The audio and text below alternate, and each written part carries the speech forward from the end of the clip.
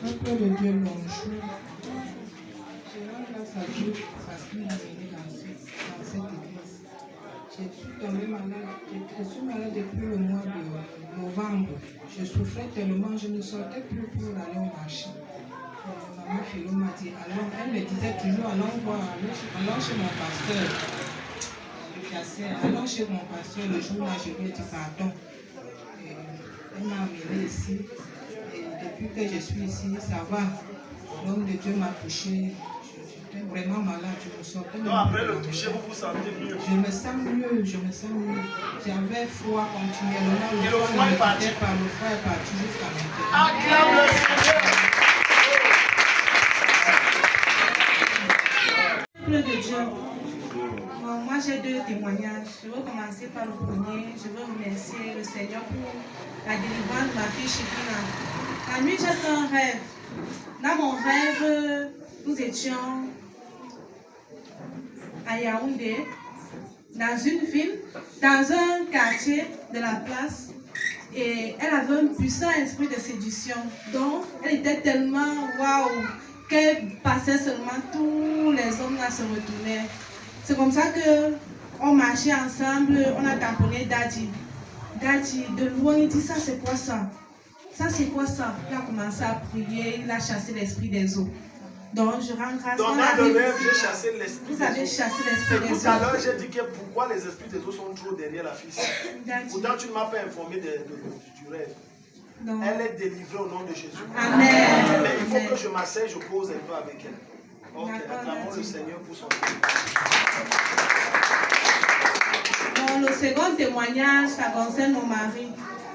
Tous les sujets de prière que Daddy donnait ici le jour de la nuit de la traversée là, dans tous ces sujets de prière là, étant donné qu'il n'était pas là, je mettais son nom dedans.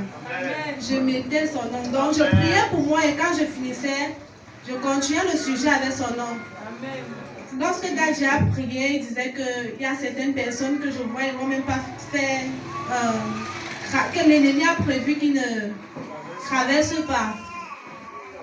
C'est comme ça qu'on est rentré. À 5 heures, je l'appelle. Il me dit que ça va un peu.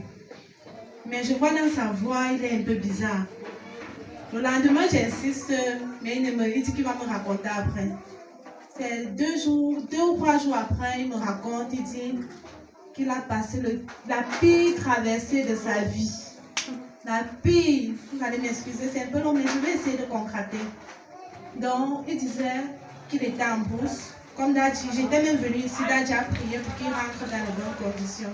Il m'avait quand même informé que la voiture dérangeait. Mais je ne savais pas qu'il était bloqué au niveau du parc où il y a même les lions, les éléphants en bourse là. Et étant là-bas, il y a une certaine heure où les voitures ne passent pas. Les voitures ne passaient plus à 21h, 22h là, ça ne passait plus. Donc c'est comme ça qu'il était bloqué là-bas seul. La personne qui l'accompagnait est partie avant le temps. Quand il a vu que la voiture faisait comme ça, il est parti. Il a vu qu'il va partir. Tous les porcs qui sont dans la voiture, il va faire comment? Il était dépassé. C'est comme ça qu'il a commencé à prier. À un moment donné, il est même rentré au Carrefour Guidiba. Il a pris un mécanicien pour repartir. Le mécanicien arrivait là-bas. Ils ont commencé à travailler. Le sommeil l'a pris. C'est comme ça qu'il y a eu les guides qui venaient. Ils savaient déjà que c'était les coupeurs de route. Ils sont morts seulement. C'est comme ça que le gars a fui de l'autre côté. Quand il se rend compte que ce sont les guides qui viennent avec les bœufs là, il ressort, il dit qu'il était chic quelque part. Qu'il ne fuyait pas, il était chic. C'est comme ça qu'il prend directement ses affaires, il dit que lui, il n'est même plus de la partie. Et il va lui rentrer chez lui. C'est comme ça qu'il commence à suivre les guides. Le guide essaie même de le convaincre, rien. Donc l'ennemi voulait qu'il reste là-bas seul. Il est resté seul là-bas. Parce qu'elle a même essayé de le rattraper. C'était les kilomètres, 35 kilomètres qu'il fallait marcher. Il avait à marcher 7 kilomètres. Il a vu qu'il ne pouvait plus.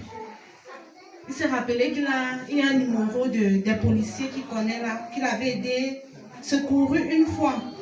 C'est comme ça qu'il l'appelle. Il dit qu'il n'a même pas travaillé aujourd'hui, mais il connaît quand même quelqu'un. C'est comme ça qu'il appelle la personne. Ça ne passe pas. Il se rappelle qu'il y a un portail quelque part là.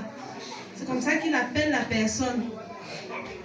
c'est la personne qui envoie le secours, lui prendre. Donc, je rends grâce à Dieu. Je rends grâce à Dieu pour sa protection. Je vais témoigner pour la gloire de Dieu dans ma vie. Bon, j'ai eu le mal des dents à partir d'examen. Ça m'a menacé. Mais à partir du 25, 24, 25, ça n'allait pas. Jusqu'à ce que je suis allée même à l'hôpital. Dans la douleur que j'avais, je suis allée à l'hôpital pour aller injecter le contre-douleur. Mais tout ça, ça n'a pas marché. On m'injecte, ça me donne plutôt les vertiges et la douleur recommence encore à zéro. C'est comme ça que le 31, c'était la même chose. Donc tout le mois là, ça n'allait pas. Je ne mangeais même pas. Mais vendredi, quand je suis quittée, du travail tard. Je suis arrivée ici même tard. Avant de quitter, j'ai dit, même si c'est comment, je ne veux même pas que Daddy doit me toucher. Mais dès que je mets seulement pied ici, que la douleur là doit partir. C'est comme ça que la douleur est partie. Jusqu'à aujourd'hui, je mange bien, je suis à l'aise. Je vais rendre grâce encore une fois de plus au Seigneur ce matin parce qu'il ne cesse de faire encore une fois de plus dans ma vie. Le programme qu'on a fait avec le frère de Daddy, donc aussi le fils de Papa Ndefo, la semaine dernière, quand il a dit il y a le sacrifice à faire, il a travaillé sur les enveloppes, il a versé les enveloppes au sol. Quand il versait les enveloppes, c'est comme si j'avais une friction en moi, c'est comme si je sentais une fraîcheur, c'est comme si je sentais quelque chose en moi. Mon gars me dit, va prendre. Après, je commence à calculer mes économies, je calcule. Je ne m'en revenais pas. Mais j'ai entendu une voix qui me disait, va prendre. Sans vous mentir, je comptais un peu peut-être cotisation, machin, tout ça, mais il n'y avait pas moyen. Je suis venue, j'ai d'abord regardé mon époux, même lui-même. Je suis venue, j'ai ramassé, j'ai dit, Seigneur, en ton nom, je ramasse. Je suis allée m'asseoir. Avant la nuit de la traversée, dans le 31, j'ai eu à faire un petit marché d'un mariage, donc j'ai même livré la tenue. Et puis l'époux m'a payé. Quand il paye, l'argent n'arrive pas à mon compte Orange Money. Ça a failli nous créer un peu des petits ennuis. Jusqu'à il m'appelle dans le 31, il me dit que non, viens. Moi-même, je consulte le téléphone. Je constate toujours que je suis à 109,25 francs.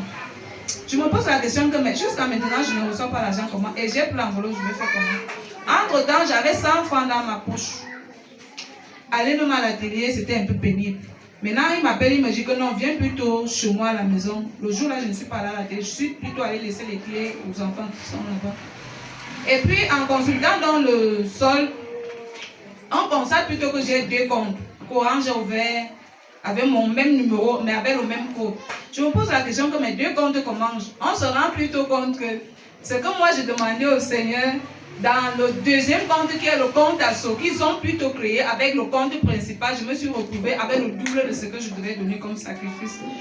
Et puis quand il me dit, je dis que mais est-ce que tu es même sûr que ça va donner? J'essaie avec mon téléphone Android, ça ne donne pas. Je prends le petit téléphone simple. C'est là où je constate effectivement que j'avais le double de ce que j'attendais et puis j'ai pu le retirer.